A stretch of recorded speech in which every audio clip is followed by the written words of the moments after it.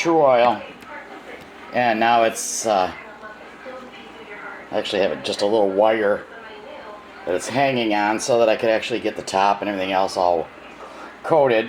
And then it's just gonna sit here and dry. In the meantime, I went out in the garage and I made a striker, and all this is the end of a hacksaw blade that I happen to have, and I cut it and yeah, just sanded the edge down so it doesn't have any really sharp edges. And then I had a piece of string out there. Ferro rod handle is dried overnight. And you can see there why it's called bird's eye maple. There's 3 distinctive spots right there. And quite interesting to see them. But anyway, this is has first coat of oil on it. There's a couple more of those spots. So I'm going to keep putting oil on this and let it dry, put oil on it, let it dry until it has the gloss sheen that I want. And then I'll glue the ferro rod in place, and we'll go from there.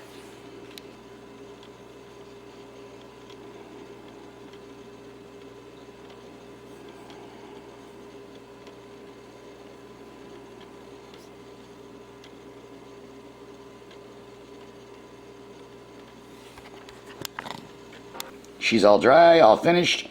In fact, just to prove the durability of this poor little thing, I had it sitting on top of the table, and when I got up this morning I bumped the table and it did a 2.5 gainer off the top of this here table and landed on the floor, which is a concrete floor covered with linoleum.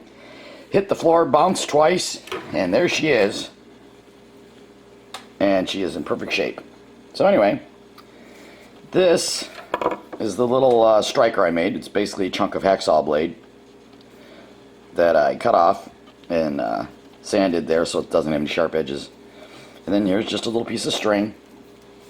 And then, as with all ferro rods, they come with this black coating, which you have to remove to be able to use your ferro rod. So what I want to do is, here's a piece of sandpaper, and you just sand this a little bit to get that black off.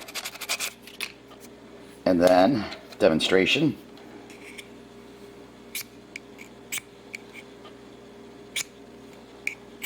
There we go. You can see the black's coming off now. And here we go.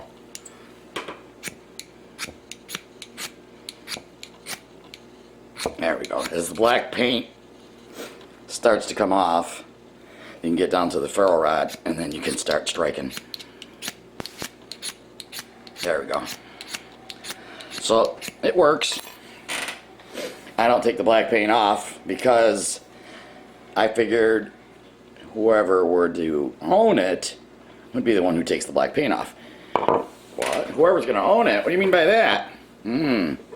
There's a reason why I had all those wood blanks and why I've been ordering the ferro rods. And this is the second one I made. The first one, of course, was, like I said, the one I made for myself out of the palm wood. This one is the bird's eye maple. Came out really good, I think, considering I'm really not a craftsman. I'm just a grandmother who likes to make projects. So here's my next one, and there's a reason why I made this and why I'm probably going to make some more, but I'm also waiting for something that I ordered in the mail to get here before I tell you what I'm really up to. So stay tuned for future videos because I got something up my sleeve.